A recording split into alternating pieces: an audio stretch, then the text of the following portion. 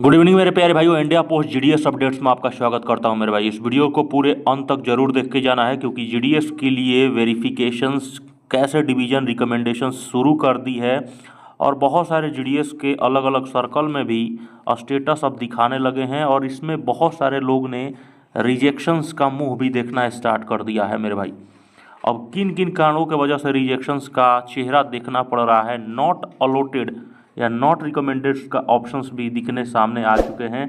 क्या टीआरसीए हेल्डअप की समस्या जीडीएस की सबसे बड़ी भारी पड़ सकती है इस बार?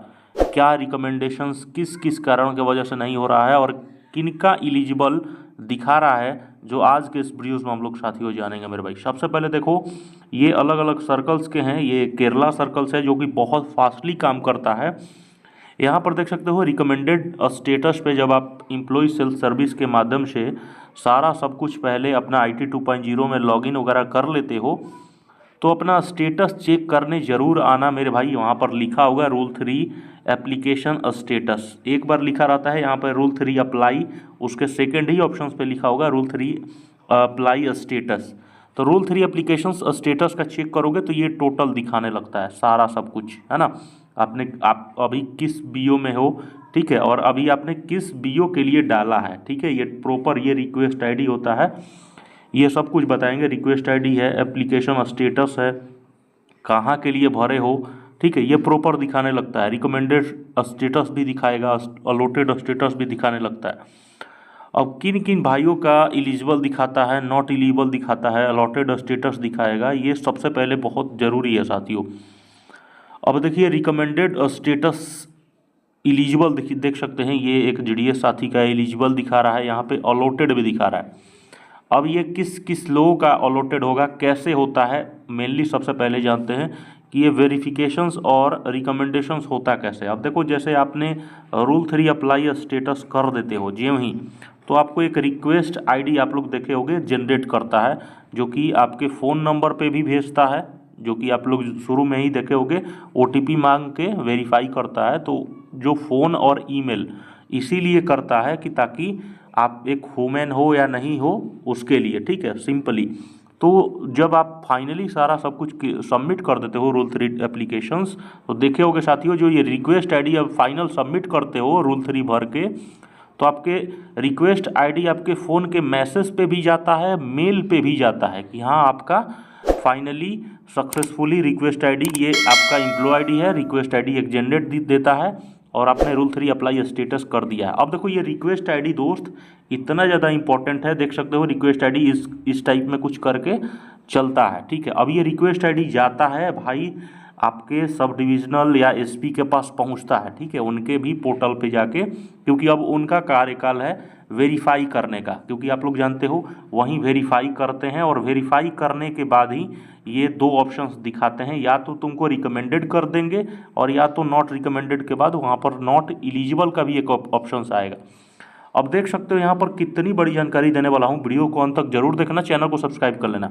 तो यहाँ पर देख सकते हो, मान लीजिए सपोज डेट ये बंदा है, एम्प्लॉय आईडी इसका ये है, तो ये रिक्वेस्ट आईडी उसकी है।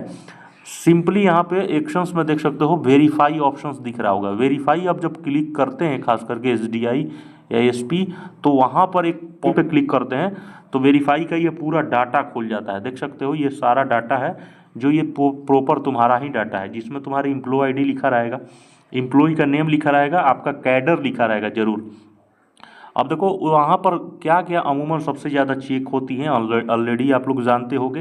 देखो डेट ऑफ बर्थ वगैरह देखा जाता है, प्लस में ये देखो डेट ऑफ ज्वाइनिंग भी सुधारा जा सकता है। देख सकते हो स्टार का ये मार्क है, दिख रहा है, डेट ऑफ ज्वाइनिंग सुधारा जा सकता है, डेट ऑफ बर्थ है, ठीक है। सिलेक्टेड आप किस कम्युनिटी से सिलेक्टेड लिए हो, UR हो, OBC, है ना, तो ये सबसे बड़ा चीज़ें होनी चाहिए। और एक एक चीज़ आपका वेरीफाई होना बहुत ज़रूरी है। मान लीजिए PBR हो गया, PBR मतलब होता है पुलिस वेरिफिकेशन पेंडिंग, तो फंसा नहीं है, और वो सब कुछ वो सारा SDI करेगा तभी जाके फाइनली सबमिट करता है और लास्ट में रिकमेंडेशंस का ऑप्शंस वहाँ पे एलिजिबल किया जाएगा। PBR के बाद आपका 10th marksheet, cast marksheet, cast का भी जो भी है टोटल, आपने अगर UR से सिलेक्टेड नहीं लिए हो ठीक है। यहाँ पर जो ऑप्शंस अगर आपका सिलेक्टेड अगेंस्ट कम्युनिटी में अगर आपने ओबीसी से ले लिया है या एससी एसटी किसी भी कास्ट से लिए हो तो यूआर को छोड़ के तो आपके लिए यहाँ पर कास्ट मायने रखता है, यानी कि कास्ट वेरिफिकेशन होगा। यूआर में अमूमन होती की कोई ज़रूरत होता नहीं है। तो अमूमन आप समझ चुके होंगे जब वो वेरीफाई कर देते हैं, अब देख सकते हो ये प्रॉपर डाटा लिखता है, ठीक है। ये पहले मैं दिखा देता हूँ, ये टोटल देख सकते हो लिखा रहता है। आप जैसे कैडर, ठीक है, यहाँ पर जीडीएस कैडर, आपका डेट ऑफ बर्थ, यहाँ पर हर कुछ दिखा जाएगा। मोड ऑफ रिक्रूटमेंट आपका डीआर मीन्स डीआर होता है मतलब डायरेक्ट आपका रिक्रूटमेंट हुआ था, ठीक है। यहाँ तक आपका आधार नंबर, मोबाइल नंबर, आप किस ग्राउंड से अप्लाई किए हो देख सकते हो, ये भी दिखा जाता है। आपने रूल 3 या रूल 38 कितनी बार अप्लाई किया है, 1 बार या 0 टाइम्स, सारा सब कुछ। और देखो लास्ट में देखो यहाँ पर देख सकते हो एसडीआई के लिए एक ऑप्शंस मिलता है, खास करके जब पूरी तरह से तुम्हारी हर एक डॉक्यूमेंट्स को वेरीफाई करते हैं ऑनलाइन के माध्यम से ही। तो एप्लीकेशन स्टेटस में देख सकते हो 2 ऑप्शंस दिखाता है कि इस कैंडिडेट्स को क्या हमें दिखाना है, या तो एलिजिबल ऑप्शन एक दे रहा है और एक नॉन एलिजिबल दे रहा है। अब एलिजिबल ही मतलब कि वो पूरे बंदे का पूरा तरह से उसकी वेरिफिकेशंस 100% क्लियर है, मतलब समझ सकते हो कोई चीज़ की प्रॉब्लम नहीं है। तो वेरिफिकेशंस अगर 100% है तो एलिजिबल दे के और आगे बढ़ जाना है, यानी कि कहीं ना कहीं वो पूरी तरह से रिकमेंडेड आ जाता है और फाइनली उसको अलॉटेड कर दिया जाता है, जो कि आपको फर्स्ट वाले में ही इमेज में मैंने दिखाया कि जब ये सारा सब कुछ आपका प्रॉपर होगा तो ये स्टेटस जो है सो दोस्त, जो कि अभी जानते हो 17 से 21 तक में हो जाना है, ये आपके पास भी जरूर दिखेगा। किसी किसी सर्कल्स लेट करते हैं, कोई सर्कल्स, अब जैसे केरला सर्कल्स सबसे फास्टेस्ट है, तो उसी तरह 17 से 21 के आसपास या 1-2 दिन बाद ये आपके सभी के पास रिकमेंडेड स्टेटस दिख जाएगा। अलॉटेड स्टेटस भी दिखना शुरू हो जाएगा साथियों, क्योंकि 26 लास्ट डेट है।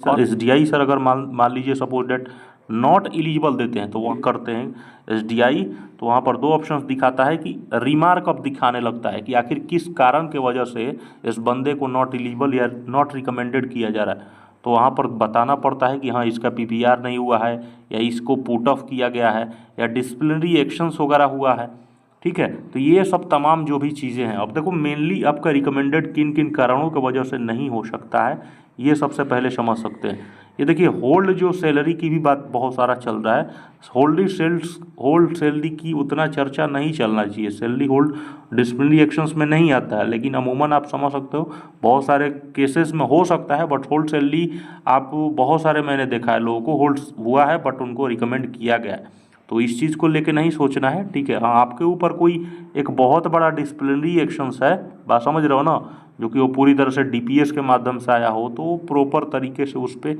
आपके ऊपर या कोई रूल 21 या कोई तरीके से रूल आपके ऊपर लग जाता है जो डिसिप्लिनरी एक्शंस के तहत आता है, तो आपको रिकमेंडेशंस करना बहुत मुश्किल हो जाएगा एसडीआई या एसपी को मेरे भाई। तो आई होप आप लोग समझ चुके हो कि चैनल को सब्सक्राइब जरूर करना, क्योंकि ये नॉर्मल था। रिकमेंडेशंस का कार्यकाल बहुत सिंपली है, 17 से 21 होना है, उसके बाद आपको लिस्ट ही दिखेगा।